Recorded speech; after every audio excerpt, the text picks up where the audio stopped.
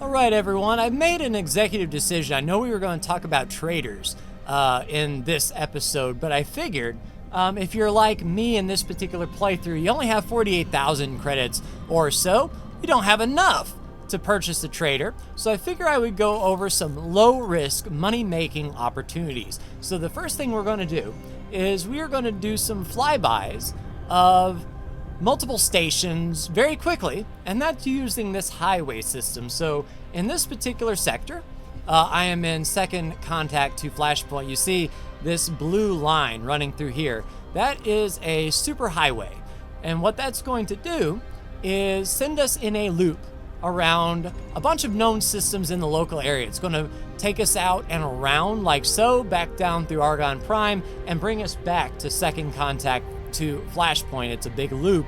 What that's going to do is allow us to see a lot of different stations from many different organizations, and that will give us the biggest opportunity to look for these low risk job opportunities. So what you do, there is a proper one-way direction on each of the highways. It doesn't really matter which lane you hop on, it's going to send you the correct way, whether or not you're facing the correct way or not. We're just going to fly overhead and just set the spacecraft ever so gently on this highway, and then we will be jettisoned off to the wild blue yonder. So we'll throw in the brakes, we'll nuzzle up to this beam, and then as soon as we touch it, if we are sitting pretty, we are going to be vaulted like so. So as you can see, 11K, 12K, 13K meters per second, and we're just going to stay on this, and that is the Hyperion DLC. If you don't have it, no worries. We're just going to stick to the fun path and ride around Argon Prime. We're probably going to get another communication here soon. There we go, from New Mankaret. That is part of the Kingdom End DLC. So if you don't have that, you won't see this guy. No worries. We're sticking to the highway. So what I've done is I've opened my map view and I've gone to the mission offers tab. This is the local mission offers that spawn when we pass by factories. So you can see we've seen a mission already, defensive measures. We can't do that even though the 17 million credit paycheck looks really, really good. That's a little bit out of our scope for now. So we're going to stick on the highway, pass through the next sector, past Silent Witness, and now we're in Talati space. Think of these as the Ferengi type, where they're all about profit. Oh, there's one for the wharf. Steady Trigger Finger. So that's destroying mines. We already have one of those missions, but that is one of the low-risk missions that we're going to do today. So we've entered Bright Promise, still passing by these factories, and what that's doing is that's also letting us see trade offers from all of these stations. Now the Paranid likes this, but it's the Holy Order that don't. So the Paranid are a sort of separate sector of the Paranid. Scan a specified ship. Yaki, that's pretty tough. We're not going to do that. Warning sign, deploy 3 laser towers, maybe. Collecting a lockbox, sure. What I'm looking for is a transport mission, a my ride left me sort of mission here. And unfortunately, as we enter the HOP, Holy Order of Pontifex, we're not going to be able to do really any missions for them because they don't like us. We're at -15, remember. So we did a loop here at second contact. Hired help, repair data leaks, we could do that. All right, so we will strafe up, get off the highway, slam on the brakes, and see what we have here. In our mission offers, help with repairs, scan the Solar Power Plant 1 data leak. So that we can do. We'll go ahead and accept that. That's pretty easy. Medical emergency, finding a lockbox. If you are comfortable shooting locks off of lockboxes, that's a legitimately one. And drop a satellite at a target position. Yeah, we'll go ahead and accept that one. I knew I could count on you.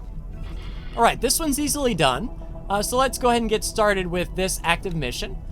These are your mission managers if you ever wanted to change missions and set an active. Right now we have the Vigil at the Gates, which requires a satellite at a target position. So what I'll do is I will let my pilot get some flying experience because she can do this section all on her own. So according to the mission, we only need one satellite, we are going to X off all of her orders so that she only does what we want her to do right now. We need to go to the wharf to buy a satellite. So we're going to right click. We're going to upgrade repair at. We're going to head down to the deployables here, or the consumables. Oh, and we already got 5 satellites already on us. Outstanding. If you needed to purchase a satellite, you would drag one over, add that to the shopping list and confirm. But for now, shoot. Left click, right click at the destination. They want it placed right here in this circle. And then we will deploy a civilian satellite. So now our pilot is automatically going to hop back onto the highway, since that is the fastest route. Hop off right before she gets to the gate, deploy that satellite, and we're going to make some money. So there she goes. She's going to park, drop the satellite. We just made 31,000 credits and actually got 1 extra reputation with a Hatikva Free League. Outstanding. So let's do our next mission, help with repairs. Repair at the Argonne Solar Power Plant data link. So we'll set that to active. So here's something you might run into if you haven't explored off the beaten path. We have to repair a data leak at the solar power plant. We can see it's right there. It's marked it for us, but it is not in the area that we have seen yet. So to do an autopilot, we'll just hit Shift A. Autopilot engaged. And it will basically go into travel mode all itself, park up right next to that solar power plant. And instead of putting our nose of the ship right at this data leak, we're going to repair it with our repair laser. So we're going to get some extra vehicular activity out here. One thing to mention is if you are in unfamiliar space and you want to know where a station is, look for traffic. This Cigaris Pioneers energy trader is actually heading to the solar power plant we are. So if we had no clue where the power plant was, or, you know, a quest marker, we could see 2 ships about to converge about right here or so, which is conversely where the solar power plant is, right there. So as we get to the edge, you can see that the space of Argonne Prime is expanding. When we came through, we didn't know how big it was, but as we get close to the edge of this solar power plant, the physical space itself is actually increasing inside the hex. It's unlimited. You could go forever outside these hexes, but once you come back in, it will sort of shrink to its regular size, if you will. But now that we're here at the power plant, I'll Shift A. Disengaged. And luckily this, we don't have to go into scan mode and search for it. It has marked our quest marker right here. So we'll pull up right next to it, nice and close, so we don't have to fly all over the place. And we'll park up right about here. It's right on the edge of this docking bay. So to go EVA, press enter and get up, or you can hit Control D. Sir. Jasmine will Elite take command, Vanguard. and we're going to take the transporter to our spacesuit. All right, spacesuit controls are the same as flying, but you'll be moving a whole lot slower. You can see we're moving 2 meters a second, 3. You can boost, and if you have improved thrusters, you can get up to 30 meters per second. But we have our repair laser ready. We will left click the data leak. We will hold space bar to shoot our repair laser, and we do not want to get close enough that we start basically decrypting this. We want to repair it. And there we go. White bar comes up. It is repaired. Now we need to just get back to our ship. So luckily, it's not too far away. Dock to it like you would any normal docking bay. Shift D. Docking granted. And you'll see that our lights are leading us right into the belly of the spacecraft. So that is where we will need to come up. And we will backspace, come to a full stop, point at the little docking bay, and we are now back aboard. The next mission we have is mine destroying. This is an easy mission for this ship to do. We will set that to the active quest. And let's go ahead and tell our pilot to go there, get some experience. We can see that it pops out here, but we don't know where the ship is, so we'll just fly and wait just inside. And Jasmine will take us there. Once we are in system, we will resume command and help out this stranded ship. And you can see Jasmine is already at 2.5 stars. When we gave her that seminar, she was almost 2. So all of these commands that we're giving her is trying to make her a 3-star pilot. And remember, that was the cutoff for advanced trading and advanced mining, which would go a long way for our profitability. If you're near second contact to Flashpoint, this is a great battleground because Antigone have defenses here. Holy Order of Paranid are just 1 jump away. You can pick up a lot of containers here and sell them off like we did a few episodes ago for sure. Also, you can be on the lookout for abandoned ships. Pilots will freak out and bail. Those are yours for the taking as well. I will show a dedicated episode right before the boarding part on how to make a pilot eject, so stay tuned for that. All right, Jasmine said awaiting orders, which is awesome because she is. We will take command as of now, and it looks like the ship is right over here, 144 kilometers away. We'll engage travel drive. We won't go autopilot because the autopilot will fly us literally right next to the Minotaur Vanguard, and they're in a minefield, so that is not conducive for our longevity. Now for this ship, we're going to slam on the brakes at about 15k away to give us some space to creep up on these mines without triggering them and having them alert to our presence. So there we go, full stop, and we'll just go cruising speed, maybe a boost or 2, until the mines, there we go, come online. We will all stop. So we see some mines already selected. Left click them, and you see that the circle, the little dot inside of our circle, is gray. That means at 4.2 kilometers, it is not within our gun's range. But as we creep up, ever so slowly, as soon as that dot in the center shifts over, so it's shifting over, it's almost in gun's range. Once it becomes white, there we go. So now we learned that 3K is the distance of our laser. Just a space bar. Eventually it'll hit the mine, and then we'll get an earth-shattering kaboom. Tell you what, we'll go 2.5. Give the guns a little bit better opportunity to hit. There we go. So as you can see, we have 20 mines to clear.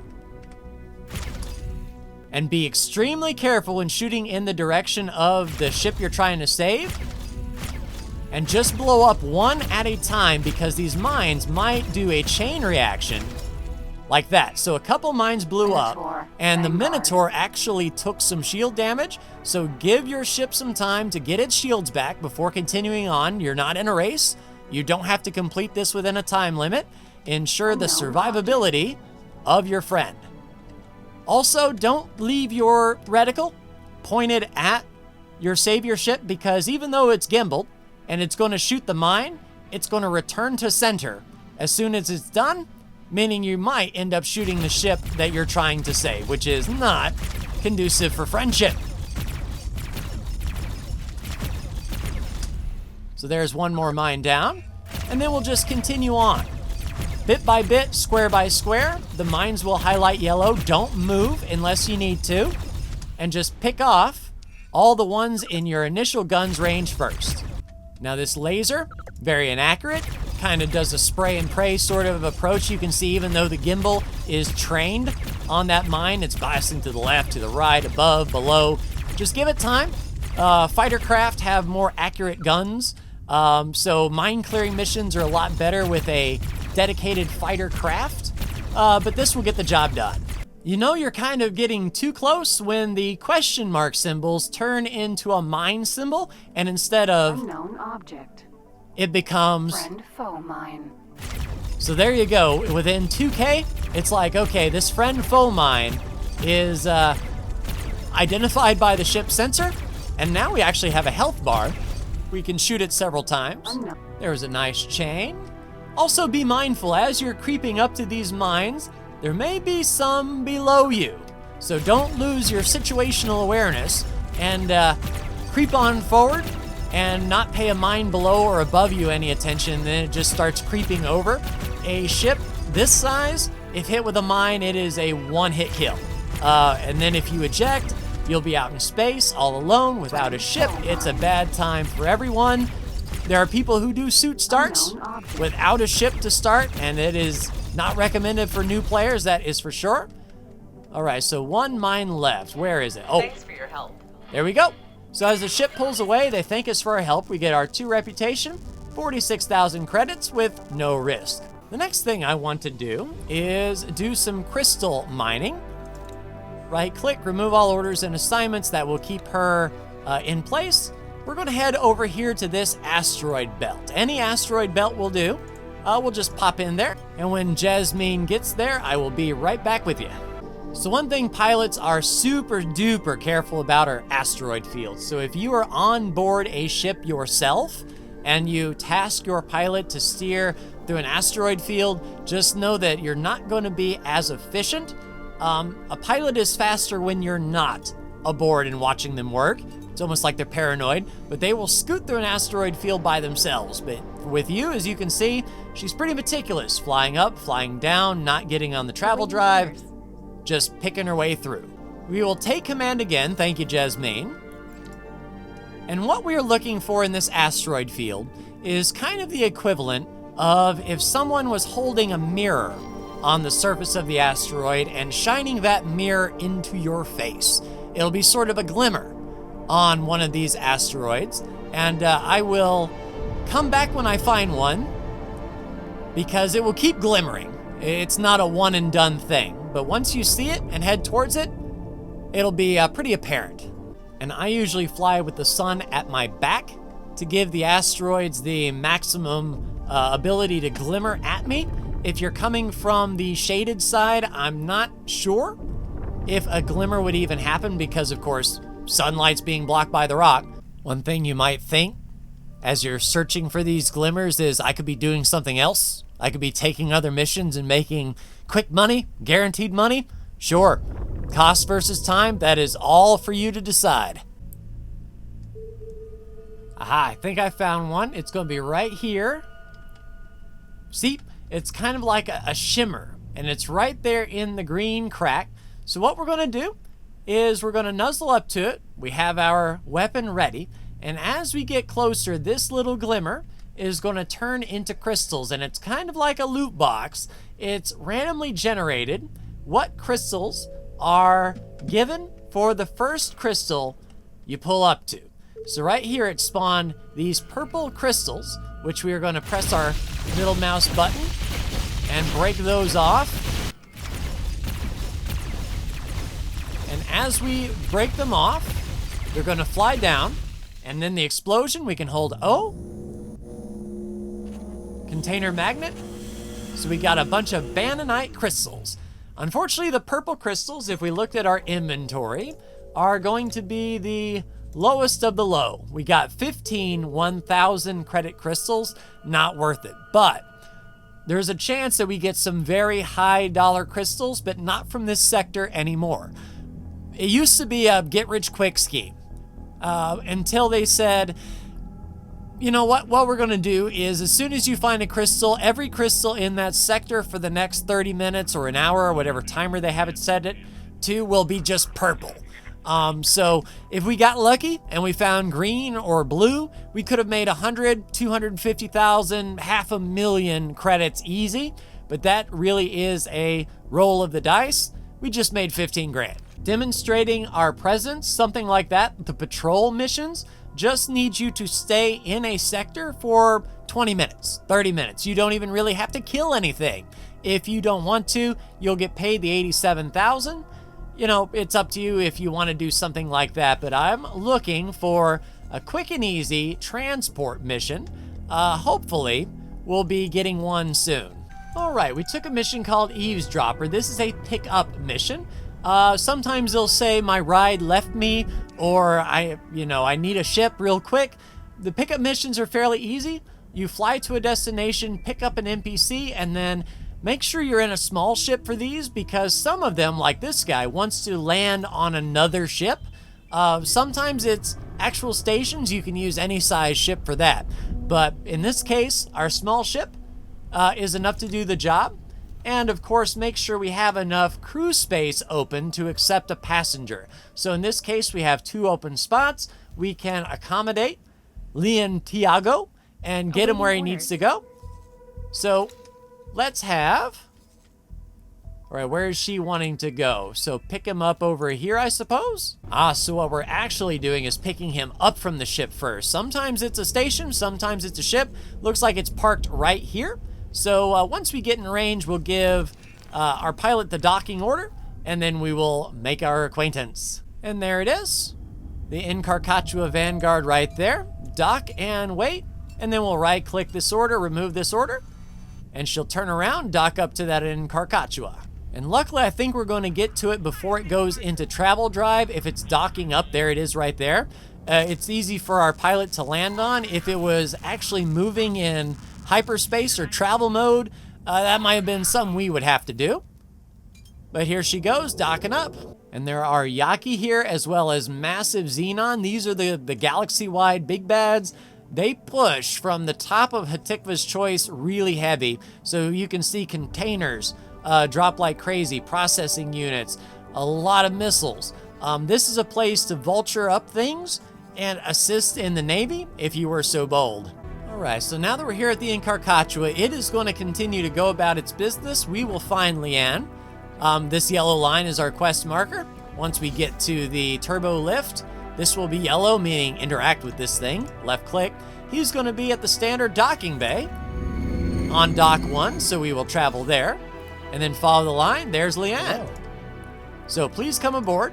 We can select our Elite Vanguard, and he will walk there. We won't. Shift D. And we will wait for Leanne to arrive. So Leanne says he's aboard the ship and ready to go. He is going to take his position in the turbo lift, and we're going to undock and then see where he wants us to go.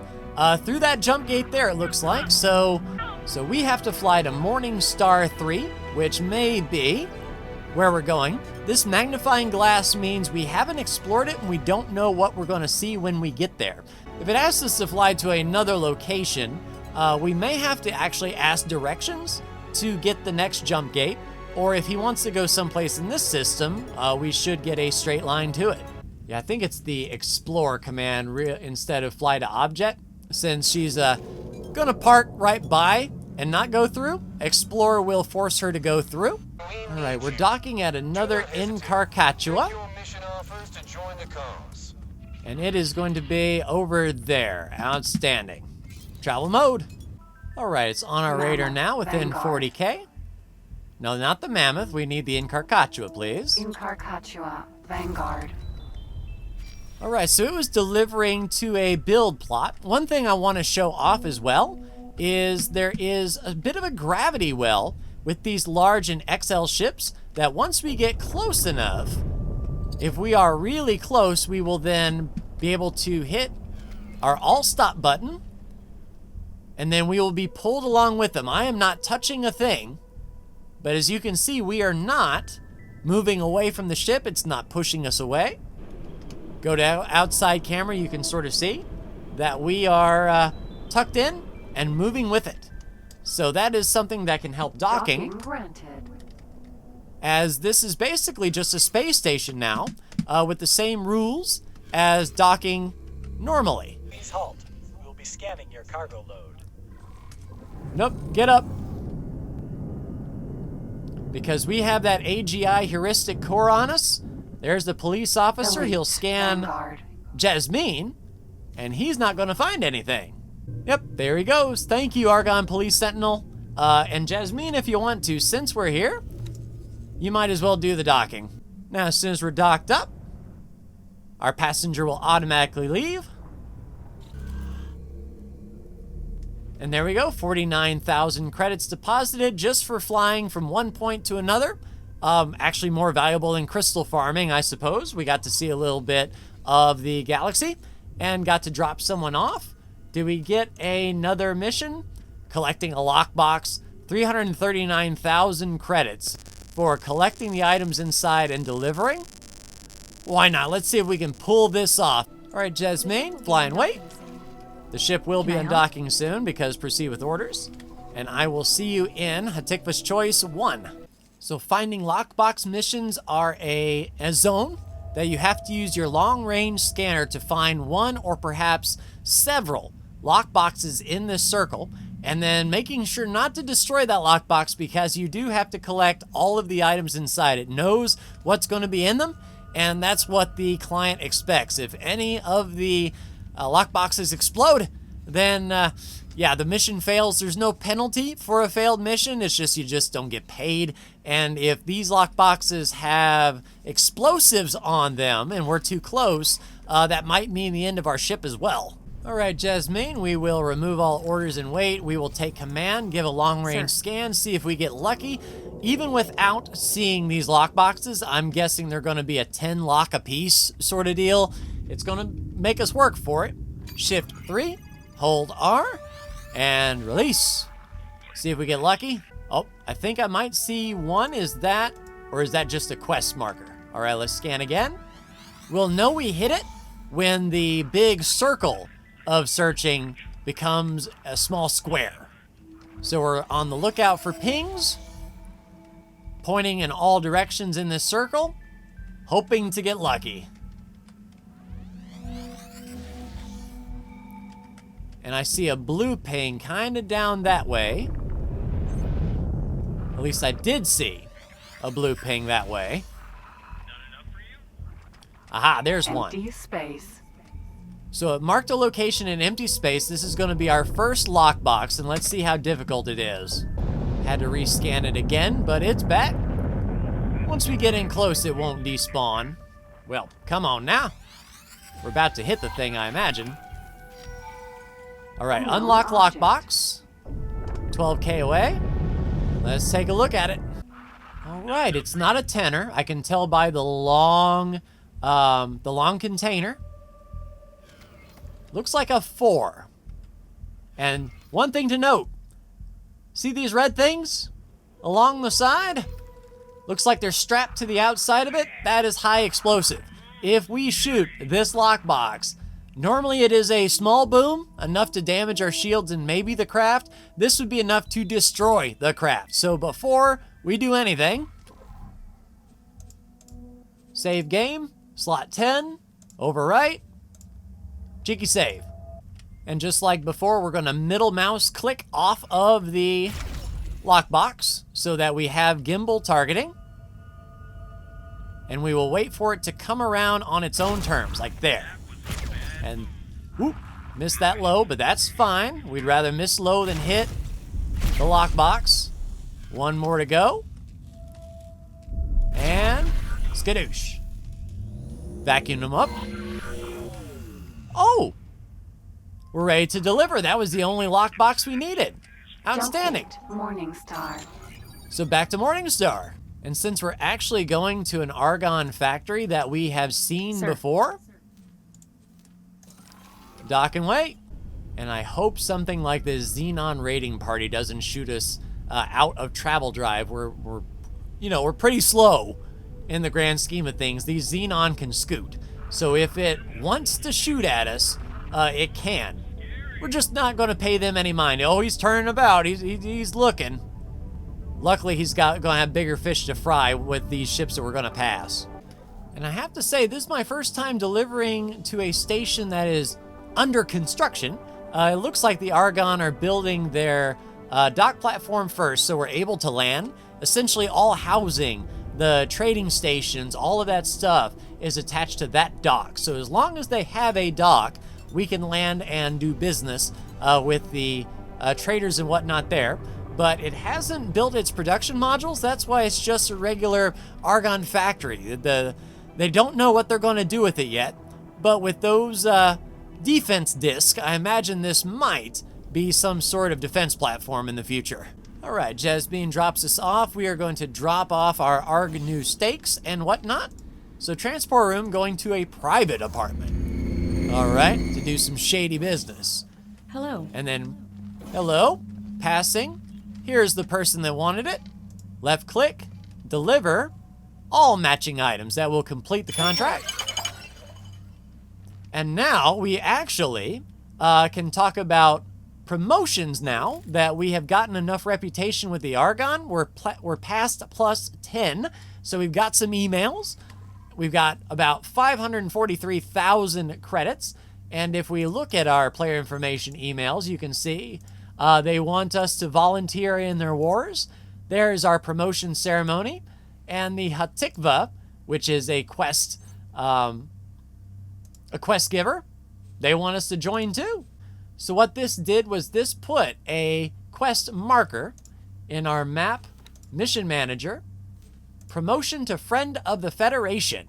So what we'll do is next time we will talk about promotions, and then I want to show you another low risk way of making a lot of money, but you can't really spam it. See you then.